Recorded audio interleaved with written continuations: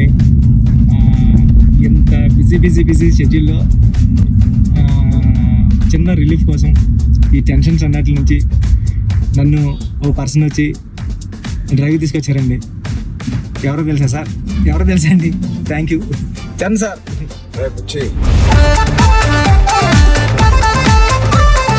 ఏం లేదు బుచ్చి, ఒకటి అడుగుతాను ఏం అనుకో కదా. చెప్పండి సార్.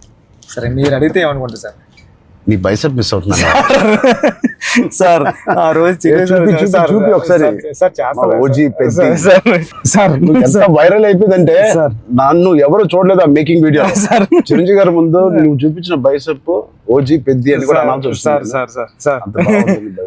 హెల్త్ బాగుండాలి sir. Thank you sir. Sir నేను ఒక విషయం చెప్పాలి సార్. చెప్పండి సార్. నేను జిమ్ కి దిల్షునార్లో చదువుకున్నప్పుడు, ఎంబీఏ చదువుకున్నప్పటి నుంచి నేను జిమ్ కి డబ్బులు కట్టాను సార్. కానీ వెళ్ళడం రావడం ఎప్పుడు అంత సీరియస్ గా తీసుకోలేదు కదా సార్. మిమ్మల్ని చూసిన తర్వాత పెద్దిలో మీ డెడికేషన్ చూసిన తర్వాత నిజంగా చెప్పినా సార్, మీ డెడికేషన్ చూసిన తర్వాత అరే చరణ్ సార్కి అన్నీ ఉన్నాయి సరే, హెల్త్ కోసం సినిమా కోసం ఇంత కష్టపడుతున్నారు, మనకేం పని ఉంది అసలు? మనం కష్టపడి రోజు ఎక్సర్సైజ్ 40 minutes చేసుకుంటే బాగుంటుందని రీల్స్ లోని దాంట్లో చూసినప్పుడు నాకు అంత అనుకున్నాను కానీ సార్, ఎన్నో రీల్స్ సేవ్ చేశాను సార్, కానీ అంత ఇంపాక్ట్ క్రియేట్ చేయలేదు. నేను జిమ్ కోసం నేను సేవ్ చేసిన రీల్స్ చూస్తే సార్, ఆ రీల్సే నాకు తెలిసి ఒక నెక్స్ట్ జన్మ కూడా సరిపోతుంది రీల్స్ సేవ్ చేశాను సార్. కానీ మిమ్మల్ని చూసిన తర్వాత డెడికేషన్ చూసిన తర్వాత రోజు 40 minutes చేద్దారని మాత్రం చేస్తున్నా సార్. అసలు నువ్వు నన్ను పెట్టిన టార్చర్ కి ఆ బాడీలు రావడానికి, ఆ బాడీలు అన్ని రావడానికి ఒకటి క్రికెట్ బాడీ అడిగావు. క్రికెట్ సార్ అంటే క్రికెట్ బాడీ అంటే అసలు చాలా లీన్ గా మన తిలక్ వర్మ, హార్దిక్ పాండ్యా ఒక షర్ట్ వేస్తే ఎలా ఉంటుంది, ఇదే నాకు చెప్పింది నాకు నరేషన్ అప్పుడు. అదొక బాడీ అడిగావు. కొన్ని రోజుల తర్వాత మళ్ళీ సార్ క్రికెట్ బాడీలో కూడా కొంచెం బండగా ఉండాలి. ట్రైబల్ వ్యక్తి ఎంత స్ట్రాంగ్ గా ఉంటాడో అది బాడీ బిల్డింగ్ చేస్తే వచ్చే స్ట్రెంత్ కాదు. అవును సార్.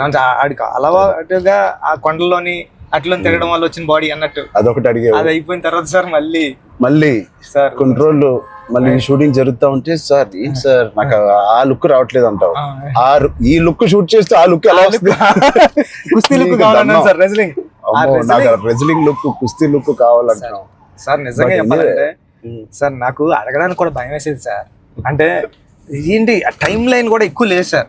అంటే ఇప్పుడు క్రికెట్ అయిపోయినా షూట్ అయిపోయినా కరెక్ట్గా 2 months కి 3 months కి మీరు మళ్ళీ మన షర్ట్ అయిపోద్దండి. అక్కడ షర్ట్ అయిపోతే మీ బాడీ తెలిసిపోద్దండి. మీరు అలా గ్రాడ్యువల్ గా షర్ట్ ఆ బాడీని అలా మెయింటైన్ చేస్తే కుస్తీ టైంకి మళ్ళీ ఓపెన్ చేయడం అదంతా కూడా చాలా కష్టపడ్డారు సార్. ఆ ఇన్స్పిరేషన్ తీసుకునేందుకు నిజంగా సుకుమార్ గారి బ్యాచ్ మీకు దండం పెట్టాలి సార్. మరి మా గురుగారు అంత కాదు సార్. నేను నువ్వా సార్? మీ గురుగారు ఇంకా బెటరే బాబు సార్.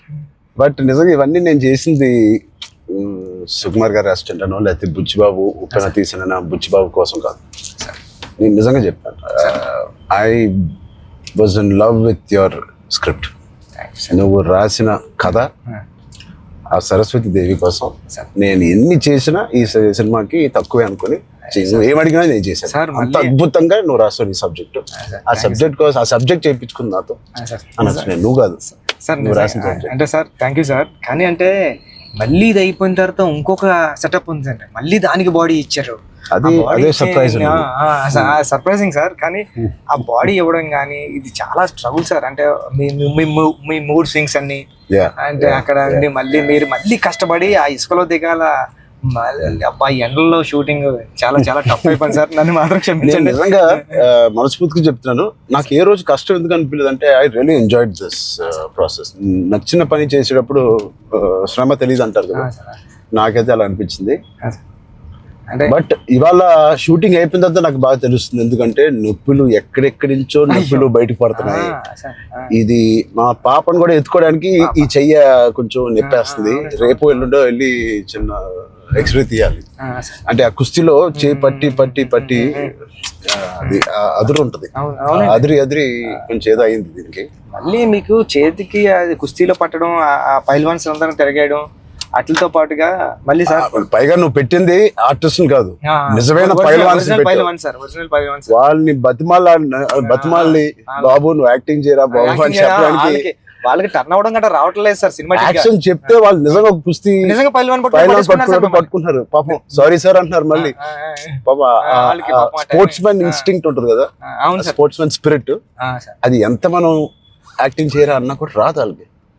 అలా నాకే ఊపు వచ్చే ఒరిజినల్ గా వచ్చేసి మిమ్మల్ని మీ ఒక పైల్వాన్ అయితే పట్టుకొని వచ్చేసి టప్ అని మీ నెక్క దగ్గర పట్టుకొని అది ఎందుకు సార్ కుస్తీలో మీ కొన్న మీద అంత దెబ్బ తగిలింది అయితే నేనైతే పానిక్ అయిపోయాను సార్ నేను లేచి అదైతే చాలా అంటే దేవుడు ఉన్నాడు కాబట్టి జరిగింది సార్ కన్ను మీద అంటే నాకు చిరంజీవి సార్ ఏం చేస్తారని భయం వేస్తుంది. సెకండ్ హాఫ్ మనం సినిమా రన్ త్రూ లో కదా తీసాం. అవును సార్ సినిమా రన్ త్రూ లోనే మన షూటింగ్ కూడా సీనిక్ ఆర్డర్ లోనే తీసాం మన సినిమా. అవును సార్. సో అది తీయడం వల్ల ఐ థింక్ నాకైతే చాలా చాలా హెల్ప్ అయింది మీరు అలా తీయడం వల్ల. ఒకటి మనందరికి ఇది జర్నీ ఆఫ్ పెద్ది కాబట్టి బిగినింగ్ టు ఎండ్ ఆ జర్నీ ప్రకారంగానే మనం తీయడం అనేది అందరికి ఆ మూడ్ లో రావడానికి అర్థమైంది. ఈ సీన్ ఎందుకు తీస్తున్నాం అందరికి అర్థమైంది, ఎందుకంటే దాని ముందు రోజే ఆ సీన్ తీసాం కాబట్టి. రన్ త్రూ లో వచ్చేసరికి మన సెకండ్ హాఫ్ అంతా మనం ఒకే టైం పీరియడ్ లో షూట్ చేసాం. అవును సార్. సెకండ్ హాఫ్ అంటే ఏంటి, కల్మినేషన్ ఆఫ్ ఆల్ ద మీరు రాసిన స్టోరీ అంతా culmination, heaviest action, heaviest emotion, heaviest song second half లోనే పెడతాం. సో అంత హెవీ వర్క్ మనకి లాస్ట్ 65 days లో మనం షూట్ చేసాం. నిజంగా దేవుడు లేకపోతే అంత హెవీ వర్క్, అన్ని కుస్తీ ఫైట్లు, క్లైమాక్స్ ఫైట్, క్లైమాక్స్ సాంగ్, ఇంకో సాంగ్ రే రే రారా ఏమి మనకేం అవ్వకుండా మీకేం అవ్వకుండా నాకేం అవ్వకుండా జరిగిందంటే అది నిజంగా పెద్దకున్న బలం. అది పెద్ద సబ్జెక్ట్ కి పెద్ద స్క్రిప్ట్ చేయించుకుంది తప్ప. లాస్ట్ 75 days షూట్ చేస్తాను సార్. ప్రతి సినిమాలో నాకు ఏదో ఒక యాక్సిడెంట్ అవుతూనే ఉంది. RRR లో కూడా కాలు కొట్టుకున్నాను, రంగస్థలం కూడా ఒకటి ఏదో అయింది నాకు గుర్తులేదు. గేమ్ చేంజర్ లో ఇక్కడ లిప్ కట్ అయిపోయింది, ఇక్కడ ఇది అయింది. కానీ ఎక్కడ ఒక్కరోజు మన షూటింగ్ ఆపింది లేదు. అది నిజంగా అది దేవుడు. ఇంకేంటి బుజ్జి సార్ పోస్ట్ ప్రొడక్షన్ ఎలా జరుగుతుంది చెప్పు, సరదాగా అడుగుతున్నా. సార్ రెహమాన్ సార్ అంటే నేను ట్వీట్ వద్దాం అనుకున్నాను సార్, ఎర్రకొట్టి సార్ RRR అని. అంటే మళ్ళీ 2 ఎట్లా అయిపోతుందో నేను వేయలేదు సార్. నెక్స్ట్ లెవెల్ RRR ఇచ్చారు sir Rahman sir. Okay next level అండి. అంటే ఎమోషన్ గానీ నాకు నేను వెళ్ళి కూర్చున్నాను సార్. నిన్నే కూర్చుంటే ఇది మన సినిమా మన విజువల్ ని నెక్స్ట్ లెవెల్ పట్టుకుపోయారు సార్. ఓకే రెహమాన్ గారు కానీ, రత్నవేల్ సార్ కానీ, అసలు అంటే రత్నవేల్ గారి నుంచి మాటలు మనం అనుకున్నప్పటి నుంచి అది ఎంత పెద్ద అసెట్ రత్నవేల్ గారు. ఇట్ ఈస్ అంటే బ్యూటీ షాట్స్ ఇచ్చారు, కమర్షియల్ షాట్స్ ఇచ్చారు, అండ్ కథని అర్థం చేసుకునే విధానం రత్నవేల్ గారు మించిన కెమెరామెన్ నేనైతే పని చేయలేదు. ఉండే ఉంటారు కానీ నేనైతే పని చేయలేదు కదా సార్. ఎందుకంటే సార్ రండి సార్, ఇప్పుడు నేను ఫస్ట్ సినిమా చేశాను సార్, ఇది second cinema and second film sir నాది. ఇంత పెద్ద కెమెరామ్యాన్ ఉండడం వల్ల నాకు చాలా పెద్ద సపోర్ట్ వచ్చింది సార్. ర్యాండీ సార్ లాంటి ఉండడం వల్ల నేను ఏమైనా మిస్టేక్లు చేసినా సరే ఇది కాదు, ఇది చూసుకో ఒకసారి ఆలోచించుకొని వచ్చి చెప్పడం కానీ, దాంట్లో నో డౌట్ సార్. అంత ఆయన కరెక్ట్ చేయడం కానీ అవన్నీ నేను చూసి దాన్ని ఒక్కొక్కసారి ఆయన నెక్స్ట్ లెవెల్ పట్టిపోయారు సార్. వచ్చి ఇలా చేద్దాం మనం అని.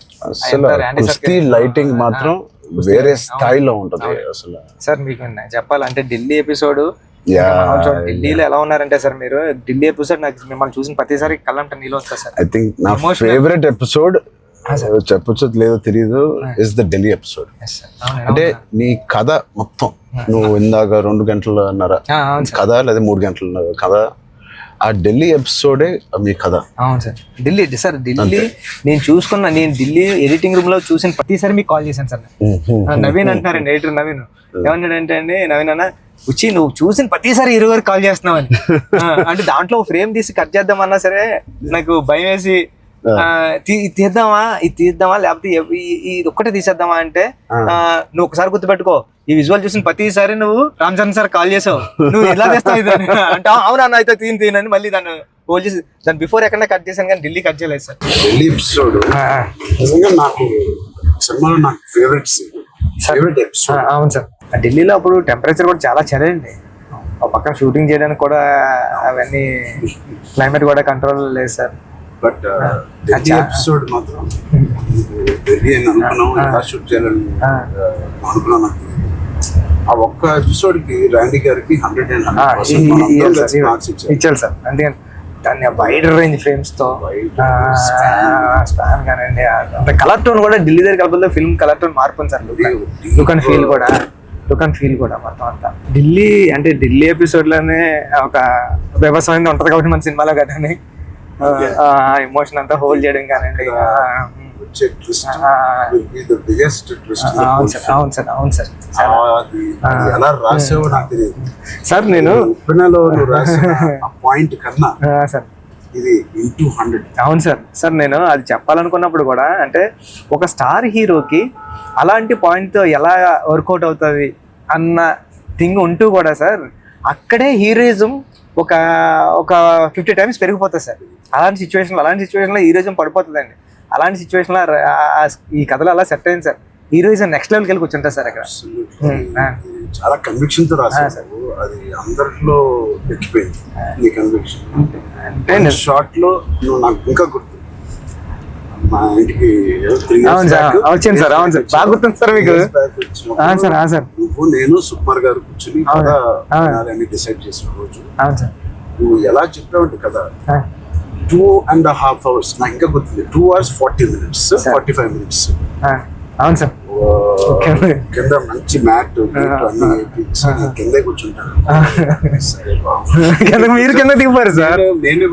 మీరు కింద కూర్చున్నారు. అన్ని సీన్ పేపర్ వేసి dialogue to dialogue scene to scene run through తో సీన్ ఆర్డర్ తో నువ్వు నాకు ఎక్స్ప్లెయిన్ చేశాను. నేను ఫస్ట్ మెస్ప్రైజ్ అయిపోయాను. నా వైపు ఎక్కువ తలెత్తి కూడా సీన్ వైపు కదా చూసి కూడా నువ్వు చదవలేదు. తలెత్తి నాతోనే మాట్లాడావు మొత్తం. అంతలాగా నీకు ఎవ్రీ డైలాగ్ గుర్తిపోయింది. నువ్వు ఎన్ని సంవత్సరాలు రాసావు ఈ సినిమా నాకు తెలియదు కానీ four years ఉప్పిన తర్వాత డెవలప్ చేసావు. నువ్వు నరేట్ చేసిన గ్రిప్పింగ్ గా నరేట్ చేసిన విధానం కానీ నేను మెస్ప్రైజ్ అయిపోయాను. అసలు ఏ కథ చెప్తున్నాడు తర్వాత చెప్పిన విధానానికి నేను సార్. నాకు డౌట్ సార్, కథే అంటే అక్కడ రామ్ చరణ్ సార్ కాదు, బుచ్చిబాబు కాదు, అంటే కథే అంటే కథను నమ్మిన డైరెక్టర్గా నేను వచ్చాను సార్. కథను నమ్మిన డైరెక్టర్గా వచ్చి మీకు నేరేషన్ ఇచ్చినప్పుడు నాలో భయాలు చాలా ఉన్నాయండి. ఇలాంటి స్క్రిప్ట్ ఓకే చేయడానికి, ఇలాంటి ఎమోషనల్ డ్రామా అంటే పెద్ద అంటే యాక్షను, క్రికెట్, రెజ్లింగ్ కాదు సార్. పెద్ద అంటే ఎమోషను. నేను నేరేషన్ ఇచ్చిన ప్రతిసారి నా కళ్ళంట నీళ్ళు వచ్చాయి సార్. అరే అంటే ఏడ్ చేస్తున్నాను కాబట్టి ఏడ్ చేసిన కొన్ని సీన్లు అక్కడ చెప్పడం కూడా తోసేసేవాడి సార్. కానీ ఇలాంటి స్క్రిప్ట్ని మీరు విన్నప్పుడు మీ ఫీలింగ్ అంటే మీరు ఏమనుకున్నారు సార్? అంటే ఇలాంటి స్క్రిప్ట్ చెయ్యాలనుకున్నారా వద్దా? సుకుమార్ గారు ఇచ్చిన కాన్ఫిడెన్స్ వల్ల, సుకుమార్ గారి బ్యాచ్ వల్ల ఆయన ఎందుకో నన్ను చేయమని అడగడం ఏదో ఒకటి ఉంటుంది. లేకపోతే నాకు లేదు కదా ఇంకేదో ఉంది కదా అనుకునే టైంలో సడన్ గా ఇది చేసాము. మన ఇద్దరం ఎప్పటి నుంచో రంగస్థలం టైం నుంచి మనం ఇద్దరం పని చేయాలనుకున్నాం. అది ఇంత తొందరగా ఫస్ట్ సుకుమార్ గారు ఏదో ఉంటే తప్పని మనకి చెప్పారు. బట్ నాకు ఏం నచ్చిందంటే పెద్ద అనే ఫిల్మ్ లో నువ్వు అన్అడల్టరేటెడ్ గా అంటే ఏవి కమర్షియల్స్ గా ఆలోచించడం కానీ ఫ్యాన్స్ పరంగా కానీ ఏ ఉద్దేశం లేకుండా ఆ కథకి ఏది న్యాయం అదే నువ్వు రాసావు, అదే నాకు చెప్పావు. అక్కడ నీ నిజాయితీ నాకు ఫస్ట్ నచ్చింది. ఆ క్యారెక్టర్ లో ఉన్న నిజాయితీ నచ్చింది. పెద్దిగాడి క్యారెక్టర్ లో ఉన్న నిజాయితీ నాకు నచ్చింది. దాని తర్వాత ఏదేమైనా లైఫ్ లో ముందుకు సాగుతూ వెళ్ళాలి అనే point is the biggest point of Peddi. Hurdles వచ్చిన ఇంకోటి ఇవన్నీ దేనికి చేస్తున్నారు, కథ ఏంటి, ఆ కథ ఇవన్నీ దేనికి చేస్తున్నారు, ఇన్ని ఆటలు ఎందుకు ఆడుతున్నారు, అదేంటి cross over athlete. Main point అది sir. Main point cross over athlete. ఆ క్రాస్ ఓవర్ అథ్లీట్ ఒక అథ్లీట్ గా వెళ్ళొచ్చు, ఒక కొంత దూరం వరకు తన జీవితంలో ఏదో ఒకటి సాధించవచ్చు. ఇంత తపంతో how come he went that far to do that and achieve that goal. That I feel identity, గుర్తింపు కోసం. సార్ నిజంగా చెప్పాలంటే ఈ కథ రాయడానికి మెయిన్ కారణం, మీ దగ్గరికి వచ్చి నేరేషన్ ఇవ్వడానికి కారణం అంటే మీరు ఎప్పుడు మెరుపు టైంలో ఎప్పుడు ఎంట్రీ చేస్తే నాకు స్పోర్ట్స్ సినిమా చేయాలని కోరిక అన్నారు సార్. అంటే సార్ 10 రోజులు చేసిన అప్పుడున్న టెక్నాలజీ, ఆ గేమ్ తీసే టెక్నాలజీ కానీ స్పోర్ట్స్ లేకుండా ఏదో కుదరక అది నిజంగా ఈ రోజు నాకు నేను అనుకున్నాను సార్. ఆ రోజు చరణ్ సార్ ఒక స్పోర్ట్స్ చేయాలనుకున్నారు, ఈ రోజు నేను క్రాస్ ఓవర్ పెట్టి అని ట్రై చేశాను సార్. సార్ అంటే ఇది నిజంగా చెప్పాలంటే ఒక మాట ఉంది సార్. ఉప్పిన తర్వాత ఉప్పిన రిలీజ్ అవ్వలేదండి. కోవిడ్ టైంలో ఉప్పిన ఓటీటీకి అంటున్నారు సార్. ఓటీటీ వేసేద్దాం. చాలా వరకు 1 year 12 months వరకు ఒక వెయిట్ చేశారండి. కానీ ఇంకా కోవిడ్ ఎప్పుడు వెళ్ళిపోతుందో తెలుస్తలేదు సార్. అలాంటి సిచ్యువేషన్లో మా గురువు గారు ఫోన్ చేసి, సుకుమార్ గారు ఫోన్ చేసి అడిగితే, ఒరే ఇంక ఏం చేయలేమరా, ఇంక మనం హోల్డ్ చేసాం, ఇంకా ఈ పాండమిక్ ఎప్పుడో తెలుస్తలేదు, మనం వేసేద్దాం అన్నారండి. ఓటీటీ వెళ్ళిపోదాం అన్న టైంలో ఇంకేం చేయాలో తెలియక సుఖ సార్ని అడిగాను, సార్ ఏం చేస్తే బాగుంటుంది సార్ అంటే, నీ దగ్గర ఉన్న లైన్లు చెప్పరా అన్నారండి. ఈ లైన్ చెప్పాను సార్. ఈ లైన్ చెప్పినంటే సుఖ సార్ అన్నారండి, ఈ లైన్ అదిరిపోద్దురా, చేయరా, మళ్ళీ కొత్త ఫిల్మ్ అయిపోతుంది, ఐడియా కొత్తగా ఉంది అన్నారు. అవునా అని సార్ మీరు నమ్మరు, నాకు స్క్రీన్ షాట్ ఉంది, మా స్టూడెంట్ రామన్ గారికి కూడా అది బుక్ మరి రాసిపోయి పిఠాపురం దత్తత స్వామి గుళ్ళకి వెళ్ళి కూర్చొని, నాకు సెకండ్ ఫిల్మ్లో హీరో రామ్ చరణ్ గారు, మీకు చూపిస్తాను సార్ ఎప్పుడు నా ఏదైనా ఇంటర్వ్యూ, రామ్ చరణ్ గారు. అవును సార్, చూపించాను సార్ మీకు. హీరో బెల్లం ఫ్యాక్టరీలో వర్క్ చేస్తూ ఉంటాడు, క్యారెక్టర్ సూపర్ ఉంటుంది, పెద్ది అని రాశాను సార్. ఫస్ట్ ఫిలిం ఇంకా రిలీజ్ కాలేదు, సెకండ్ ఫిలిం రామ్ చరణ్ గారితో డ్రీమ్ అంటే నేను అనుకుంటాను సార్, మనిషి గట్టిగా కోరుకుంటే ఏదన్నా అయిపోతుంది సార్, గట్టిగా కోరుకోవాలి సార్. నాకు కూడా ఇంత గొప్ప సినిమాలో హీరోగా చేయడం అనేది, గొప్ప రైటింగ్ రావడం అనేది, అది కూడా నేను ఎక్కడో అనుకున్నాను, ఎప్పుడో మెరుపు అప్పుడు అనుకున్నాను ఒక స్పోర్ట్స్ సినిమా చేయాలి మీ సంకల్పమే సార్ అది. అప్పటి నుంచి 10 ఏళ్ళు అయిపోయింది మెరుపు, ఆల్మోస్ట్ 12 years అయిపోయింది. ఆ 12 years నుంచి నా కోరిక, నీ కోరిక ఏదో సరే ఇద్దరిని సుకుమార్ గారు కలిపారు. సుకుమార్ గారు దేవుడు, మా గురుగారు తీసుకొచ్చి, అందుకే నేను ఎప్పటికీ మా గురుగారు 2 పని ఉంటాను సార్. నిజంగా ఏదైనా అంత గట్టిగా అనుకోవాలనేది నాకు మళ్ళీ అనిపించింది. అనుకుంటే సాధ్యం అవుతుంది అనేది, అనుకుంటే అవుతుంది అన్నారు. మీరు ఏదైతే అన్నారో ఇదే మన కథ సార్. పెద్దిగాడు ఏది వదలడే అండి, పెద్దిగాడు పట్టుకుంటే అంటే చిన్న చిన్న ఇన్సిడెంట్లకే ఈ జనరేషన్ అంతానే అది కాదు, ఇది అవుతులేదు అని కొద్ది ప్యానిక్ అయిపోయి రకరకాల డెసిషన్ తీసుకున్నారు కదా సార్. అలాంటి సిచ్యువేషన్లో పెద్ది చాలా ఇన్స్పిరేషనల్ క్యారెక్టర్ సార్. పెద్దిగాడు అందరికీ హృదయంలో ఉండిపోతారు సార్. పెద్దిగాడు చాలా ఇన్స్పిరేషనల్ క్యారెక్టర్ అంటే నిజంగా చెప్పాలంటే పాఠ్యాంశాల్లో అంటే బుక్స్లో ఉండాల్సిన క్యారెక్టర్ అండి. 7th class నాన్ డీటెయిల్లో ఉంది సార్, అంటే పట్టుదల ఉంటే సాధించలేనిది లేదని.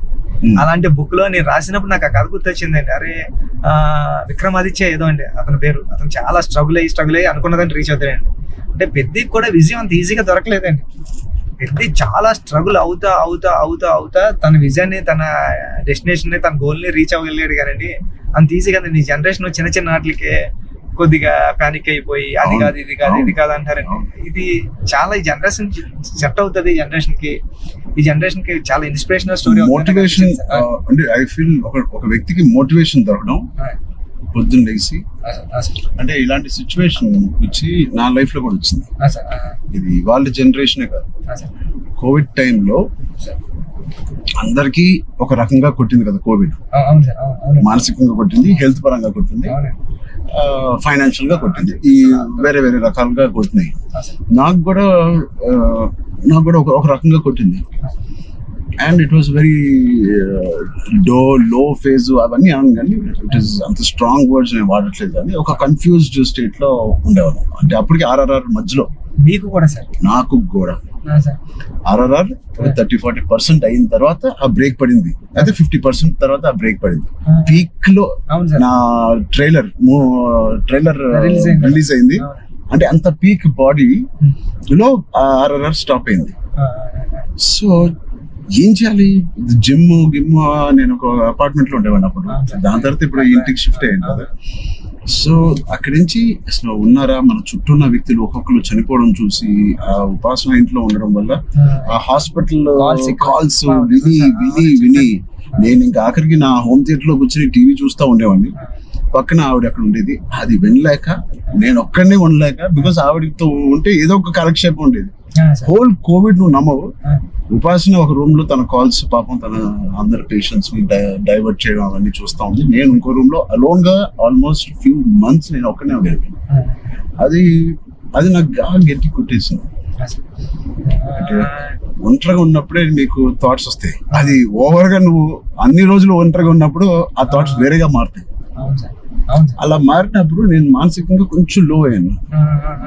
ఆ టైంలో నాకు తెలిసి తిరిగి కోవిడ్ రీఓపెన్ అవుతున్నప్పుడు, ఏవో చాలా ఇష్యూస్ ఉన్నప్పుడు నాకు రాజమౌళి గారు నీకు ఫోన్ చేశాను. రాజమౌళి గారికి ఫోన్ చేసి, సార్ ఒకసారి కలవాలి మిమ్మల్ని అంటే ఆయన వచ్చారు. ఏం చేయాలంటే మళ్ళీ షూటింగ్ స్టార్ట్ అవుతుంది, నాకు అదే జోష్, ఏదైతే షూటింగ్ మనం ఆపామో టైంలో నాకున్న జోష్ అది రావట్లేదు సార్. నాకు ఏంటో అర్థం కావట్లేదు. ఇంత పెద్ద సినిమా, ఇంత పెద్ద డైరెక్టర్తో నేను చేస్తున్నాను, ఏమవుతుంది నాకు, ఎందుకు నాకు మోటివేషన్ రావట్లేదు అంటే, ఆయన చెప్పిన మాట ఇవాల్టి వరకు I have kept it in my heart. ఎప్పుడైనా చరణ్, అది మోటివేషన్ ఏదో ఒక పెద్దది వస్తేనే రాదు. దీనికన్నా పెద్దది ఏముంటుంది, ఆర్ఆర్ఆర్ కన్నా పెద్దది మోటివేట్ చేయడానికి. అయినా నాకు రేపు పొద్దున లెగిసి వర్కౌట్ చేసి మీ షూటింగ్ కి రావాల్సిన మోటివేషన్ నాకు రావట్లేదు. అందం ఏంటి నేను సో చరణ్ అలా కాదు, షూటింగ్ కి ఇంకా 20 days టైం ఉంది. ఇంకో 20 days లో లాక్డౌన్ ఓపెన్ చేస్తున్నారు, ఫస్ట్ లాక్డౌన్. సో నీకు 20 days టైం ఉంది. ఒక పని చెయ్యి, స్టార్ట్ స్మాల్. ఈ రోజు నేను ఇవాళ లెగిసి ఏదో పని అనుకోవాలి, ఆ పని కోసం నువ్వు లెగాలి, ఆ పని దొరకాలి. ఆ పని ఏంటి, ఏమి లేదు ఇప్పుడు కోవిడ్ లో. ఆ పని ఏముంటది, ఎలా ఉండదు. నా బెడ్రూమ్ ద బెస్ట్ బెడ్రూమ్, అంటే క్లీనెస్ట్ బెడ్రూమ్ ఇన్ జూబ్లీహిల్స్ లాగా మార్చాలి. అంటే ఎవ్రీ కార్నర్ క్లీన్ చేసుకోవడం, అంటే అదే పని. ఇంకా ఒక పని వెతుక్కోవడం అనమాట, ఒక కారణం వెతుక్కోవడం ఆ రోజు లెగడానికి. ఇవాళ లెగిసి జూబ్లీహిల్స్ లో నా రూము, నా ఇల్లు ద బెస్ట్ క్లీనెస్ట్ హౌస్ గా ఎలా మార్చాలి. స్టీమింగ్ చేస్తానా, లేకపోతే కడుగుతానా, లేకపోతే క్లీనింగ్ చేస్తానా, ఎప్పుడెప్పుడు నుంచో ఉన్న బట్టలన్నీ తీసి పడేస్తానా, అది. లేదా నా garden should be the best garden in Jubilee hills. ఆ ప్లాంట్స్ ని, ఆ కలుపు మొక్కలు తీసేయడం అన్ని నేను చేసి ద బెస్ట్ గార్డెన్ అని నేను నిరూపించుకోవాలి. అది చిన్నదైనా పెద్దదైనా. క్యూట్ గా ఒక ఆ బాల్కనీలో ఉన్న అపార్ట్మెంట్ అయినా the best apartment balcony in the whole apartment గా ఎలా చేయాలి. ఆ చిన్న చిన్న కారణాలు వెతుక్కొచ్చారండి ఇలాగా. లేకపోతే నువ్వు బిల్డ్ చేసే నీ ఫామ్ హౌస్ ఏదైతే ఉందో, ఆ best farm house with all your horses అన్నిటితో నువ్వు చెయ్యి, దాని మీద దృష్టి పెట్టు. సో నువ్వు పొద్దున్న లెగిసి ఓకే నేను కన్స్ట్రక్షన్ వాళ్ళతో మాట్లాడి ఫామ్ హౌస్కి వెళ్ళి ఏదో ఒక పని పెట్టుకోవాలి. మనం ఒక మోటివేషన్ పెట్టుకోవాలి మన లైఫ్ లో. చిన్నగా స్టార్ట్ చేయి. ఆ చిన్న స్టార్ట్ చేసిన మోటివేట్ అవుతావు నువ్వు. ఇంట్లో మొదలైన మోటివేషన్ అది పెద్దగా చేరి యూ విల్ గో టు.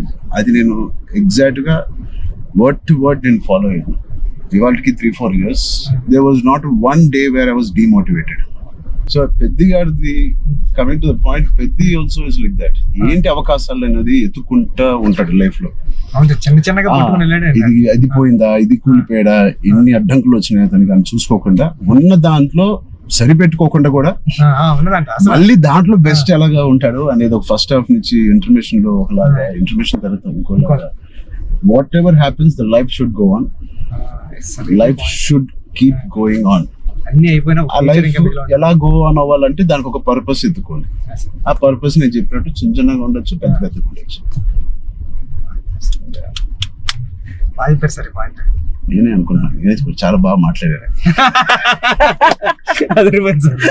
లేదు, ఐ థింక్ ఇవన్నీ ఈ కోవిడ్ నుంచి, కథ నుంచి వెరీ వెరీ ఇన్స్పైరింగ్ కథ. ఈ మధ్య ఒక ఇన్స్పైరింగ్ కథల్లో నేను చూడడం అనేది నేను ఎక్కడ చూడలేదు. అంటే ఒకప్పుడు లగాన్ చూసాను, ఒక దంగల్ చూసాను, స్వయం కృషి ఉంటదండి. అంటే సార్ ఇది ఉంటూ అంటే ఎక్కడ కమర్షియలైజ్ తగ్గదు సార్ పెద్ద. అంటే ఒక స్టార్ హీరోతో ఇలాంటి ఆర్గానిక్ కథ చెప్పడం అంటే చాలా టఫ్ జాబ్ సార్. ఈ రెండు బ్లెండ్ చేయడం. తమ్ముడు అనే సినిమా కరాటే ఇవన్నీ ఉండి చాలా బేవర్స్ గా తిరిగే ఒక తమ్ముడు ఒక కారణం వల్ల ఒక పర్పస్ వెతుక్కుని నేను ద బెస్ట్ గా అవ్వాలి, మా ఫాదర్ కి నిరూపించుకోవాలి. సో ఆయన పర్పస్ ఆ ఫాదర్ కి నిరూపించుకోవాలి. అంతేనా? బ్రదర్ ఒకటి బ్రదర్ కాళ్ళు ఇరిగింది, అది ఫాదర్ వీడేం చేస్తాడు బ్రదర్ కాళ్ళు అంటే. సో ఆ కారణం ఒకటి ఎత్తుక్కోవడం అనేది, అది నీ సినిమాలో నీ కారణం అనేది is the most biggest commercial point. దానికి audience will be shocked. Waiting sir దానికోసం. టెన్షన్ గా ఉందండి. పెద్ది అంటే పెద్ది అన్నదే అంత ఒక స్టోరీ అండి. ఇంకా స్టోరీ మీరు రామ్ చరణ్ గారు కనిపించలేదు సార్. చూసిన వాళ్ళు అందరూ కూడా అదే చెప్తున్నారండి. రామ్ చరణ్ గారు కనిపించకుండా దాంట్లో అంతలా ఇన్వాల్వ్ అయిపోయారండి మీరు. ఒక పావు గంట ఒక హాఫ్ అన్ అవర్ సినిమా తర్వాత పెద్ద క్యారెక్టర్ లోకి వెళ్ళిపోతాం సార్. మీకు జాన్వీ క్యారెక్టర్ కూడా లుకింగ్ సో బ్యూటిఫుల్. అండ్ నువ్వు అనుకున్నప్పుడు నుంచే జాన్వీ కపూర్ అని అంటానే ఉన్నావు. కానీ అమ్మాయి కూడా ఒక హీరోలా ఉంటది సార్. అసలు అక్షయమ్మ క్యారెక్టర్ అంటే చాలా strong character sir. Akshayamma is a very good aura. అవును sir. Every time Janhvi screen మీదకి వచ్చినప్పుడు ఆవిడ ఆరా సగం పని చేసుకుని వెళ్ళిపోతుంది. కొన్ని వాళ్ళు అమ్మకున్న ఆరా ఆవిడకి స్ట్రైట్ దిగిపోయింది. సార్ కొన్ని సీన్స్ లో శ్రీదేవి గారి లాగా అనిపిస్తుంది రేపు వచ్చి సార్. సరదాగా మాట్లాడుకుందాం, అన్ని అయిపోయినాయి. సార్ ఇప్పుడు నిజమైన టాపిక్ మాట్లాడదాం. సార్ చెప్పండి సార్. నిజంగా ఒక మంచి సినిమా తీయాలంటే ఎంత శ్రమ పడతాం మనకు తెలుసు. అంటే ఏది ఇచ్చినా కొద్దిగా మంచి కంటెంట్ ఇవ్వాలని అందరూ గర్వపడే సినిమా. నిజంగా అందరూ ఇన్స్పైర్ అయ్యే సినిమా. ఫ్యాన్స్ అందరు కదా నిజం సార్. ఎందుకంటే చాలా మంచి సినిమా తీశారు మా హీరో గారు అన్న చెప్పుకోవడానికి అంత అంటారు సార్. మీకు గుర్తుందా సార్, ఈ సినిమా తర్వాత చాలా మంచి పేరు వస్తుంది, మీకు చాలా మంచి పేరు వస్తుంది అని చెప్పింది. మంచోడు కదా కాదు సార్, ఇంకా మంచి పేరు వస్తుంది అని. అంటే సార్ మీరు ఒక మాట అన్నారు, ఇన్స్పైరింగ్ పర్సనాలిటీ లైఫ్. అవును సార్, మీరు ఒక మాట అన్నారు గుర్తుంది సార్. అప్పుడు ఉపాసన మేడం గారు ఉన్నారండి. ఉపాసన గారు అంటే బుచ్చి నాకు మంచి పేరు వస్తుంది అంటే ఈ పేరు ఏదో పెళ్లికి ముందు వచ్చింటే ఇంకా ఇంకా మంచి సంబంధం వచ్చింది నాకు అని మేడం పక్కన చెప్తున్నారండి. మేడం అన్నారండి. అంటే అంత మంచి కథ రాసావంటే అసలు సంబంధాలు మనకి అలా లైన్ లో వస్తాయి. అంత అయిపోయింది. రెహమాన్ సార్ ఆర్ఆర్ వర్క్ చేస్తున్నారు. లేకపోతే నేను అవ్వకపోతే సార్తో ఎంత అలాగా నేను రాలేను సార్ అని బతిలాడుకున్నాను. అయిపోయింది వర్క్. ఓలా బుక్ చేస్తాను చెప్తాను సార్. చాలా దూరం తీసుకొచ్చారు సార్ మిమ్మల్ని.